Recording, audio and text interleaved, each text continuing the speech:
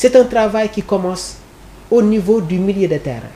am des milieux de terrain techniques yoo xamante ne ils ont la capacité d'amener la balle.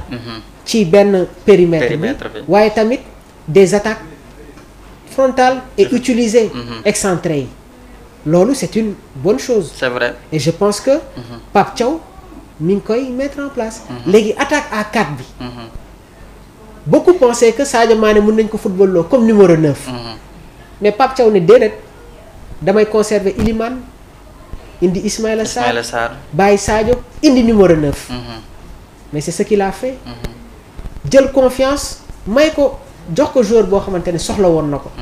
muy kan muy Nicolas Jackson. léegi nag dafa am ay attaquants yoo xamante ne dañu ñëwaat ñu redistribuer carte bi Pape bi muy génnee listam Habib Diallo bokk si woon. il a fallu que mu am la blessure de Boulaye Dia mu indi Habib saisir sa chance. Chérif Ndiaye moom tamit gis nga ne que mi ngi commencé di jël ses marques. mais man jàpp ma ne que Pape Thiaw dina jël 4 attaquants. non loolu kay moom je pense pas. yaakaar man jàpp ma ne que Pape Thiaw su ñuy dem CAN dina indi 4 numéro 9. léegi nag avant ngay dévoiler la liste officielle des joueurs pour la CAN il y a une liste de 55 joueurs su ko CAF changé wul. boo xamante ne moom ngay njëkk a dugal. c'est vrai. mais li ma la mën a wax rek. mooy su ñuy dem CAN on va se retrouver avec 3 attaquants. te man xam naa ne Boulaye dina si bokk Nicolas dina si bokk. léegi troisième bi diggante Habib. il y aura un choix ak Chérif entre Habib Diallo ak Chérif Ndiaye te Habib Diallo bu ñu fàtte ne que remporté na Coupe d'Afrique.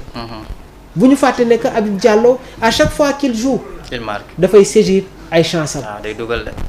léegi nag tey jii nii sur les côtés am nañu Iliman am nañu Ismaïla am nañu Sadio. léegi nag ci banc bi. constat bi ñuy def mooy Cheikh Tidiane Sabaly mooy nekk comme benn excentré pur. léegi su si Assane Diao delloo ko ak Robinho Vaz mais loolu c'est un surplus. léegi nag lii dafay indil problème les milieux de terrain. comment ça. parce que bi Pape ñëwee. dafa amoon il utilise un schéma 4-3-3 mais depuis trêve bi ñu génn nii. dafa utiliser loo xamante ne daf ko jox satisfaction et nag sa mënin doo ko bàyyi. maanaam le Sénégal maintenant réussit à mettre des scores fleuves. et loolu c'est un atout plus. moo tax ma ne la fii ak CAN bi. le Sénégal dafay continuer à montrer sa suprématie donc Pape Thiaw man jàpp naa ne que il va continuer avec Sadio Iliman Ndiaye Ismaïla Sarr indi nag benn attaquant il sera libre. de faire son choix entre Boulaye Nicolas ak beneen attaquant. mais nag attention. sànq yaa ngi doon ñëw sur les chiffres yaa ngi doon ñëw sur les statistiques. temps bi des na tuuti. mais les joueurs qui vont être beaucoup plus performants. avant la CAN dinañu am 1 point des marges pour leur permettre ñu bokk sur la liste officielle. pour la Coupe d'Afrique des Nations. mais man li ma jàpp mooy fii ak CAN bi Pape Thiaw day continuer ak lii. léegi nag format bi mun na changer gestion bi mun na changer avec la Coupe du Monde qui vient. ndax am na ay yenn équipe yu mag yoo xamante ne sooy football ak ñoom. il faut nga indi une densité au niveau de ce milieu et gëm naa ne que si contexte boobu noonu mun nañu am un trio boo xamante ne Sadio Mané ou Ismaïla Sarr peuvent même se retrouver comme numéro 9 selon les contextes selon les matchs football nag laay wax. waaw c'est vrai. parce que am na ay équipe yu mag yi te pour gagner la Coupe du Monde il faut battre les grandes équipes. donc am na ay yenn match yoo xamante ne il faut impérativement remporter la bataille du milieu football foofu la toll Sénégal bi muy gagné Angleterre. mais dañu remporter la bataille du milieu. bañ koy perdre dañoo perdre la bataille du milieu. contre le Brésil. lan la Brésil indi. Bruno Guimaraes. Jelinton et un sentinelle. ban milieu de terrain moom moo joué woon boobu rencontre. nañ ko fàttaliku. football moo toll foofu. c'est vrai. on aura l'opportunité. eggali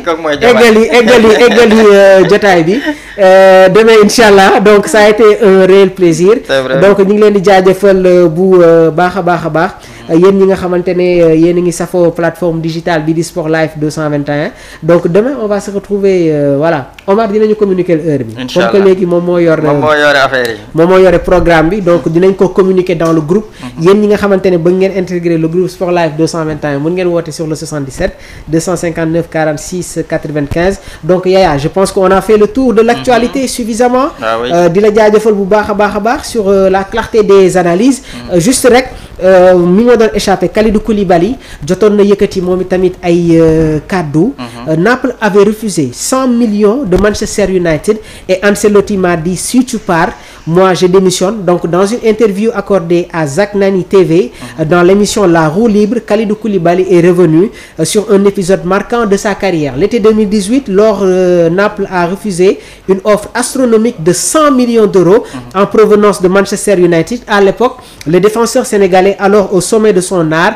en Serie A, venait d'être élu meilleur défenseur du championnat italien à 2 reprises, très convoité. Il explique que le club italien et son président Aurelio De Laurentiis avaient catégoriquement fermé la porte à un départ malgré la somme record proposée par Red Devils. Et à l'époque gis nañu ne que Carlo Ancelotti waxoon na ko si tu pars moi je démissionne. Il venait d'arriver mais il m'a mis face à un cas de conscience. Moi je pensais juste que j'avais fait mon temps à Naples, j'avais tout donné. C'était peut-être le moment d'un nouveau défi. Je pouvais avoir le contrat de ma vie, un transfert historique, mais Naples a refusé. C'est comme ça, c'est le football, conclut le capitaine des Lions, aujourd'hui joueur d'Al Hilal en Arabie Saoudite. Pour terminer notre actualité du jour, di la jaajëfal vraiment sur voilà la clarté des analyses. C'est ça le football. Ku nekk da ngay indi sa xalaat et je pense que c'est ce qui fait encore une fois cette passion envers tout ce public yi nga xamante ne ñi ngi safoo actualité bi. waaw Mamour comme ni nga ko waxee rek daanaka moom tënk nga lépp xam nga boo janoo ki nga xamante ne am na xam-xam sa xol day sedd. merci beaucoup kon man dama lay gunge rek di la accompagner saa su ne. on est dans l'apprentissage kon yàlla na yàlla sàmm. on est dans l'apprentissage yokk merci beaucoup xam-xam bi bu baax a baax a baax. waaw jaajëfal ñëpp vraiment mention spéciale à toute l'équipe. merci beaucoup waaw ba beneen yoon comme ni nga ko faral di waxee. très bien. Merci beaucoup Yaya, merci beaucoup à l'équipe de Sport Life 221 ñoom Omar Silla ñoom Ali ñoom Abdourahmane donc Khadim Niang ñu ngi lay jaajëfal bu baax a baax di jaajëfal tamit ñoom Mathiam Ndiaye donc ñoom Cheikh Lo Abdoul Sow donc Pathé Diakhoumpa Univers Gaynde donc ñoom doyen Gorgui vraiment ñoom Afia Firdawsi Papichulo xam naa ne moom il est dans les entraînements mais après on va se retrouver dans le groupe Sport Life 221 désormais day am ay thèmes yoo xamante ne moom la ñuy waxtaanee dans le groupe Sport Life 221 Yaya tu vas en faire partie donc déjà maa ngi gis ñoom Baye moom tout le temps day joxe information yi en temps réel ñoom Thierno Sow donc les doyens yi nga xamante ne ñi ngi ci biir groupe bi vraiment ñi ngi leen di remercier bu baax a baax El Hadj Meng Mouro bëgg nañu nga ñëw ci biir Sport Life 221 ñu def émission ensemble loolu moom bëgg nañ ko donc di leen remercier bu baax a baax di leen ñaanal bu baax tawfeex ak taysiir di leen jox dig daje ba ëllëg incha allah restez en compagnie de nos programmes sur Sport Life 221 le temple du sport jërë ngeen jëf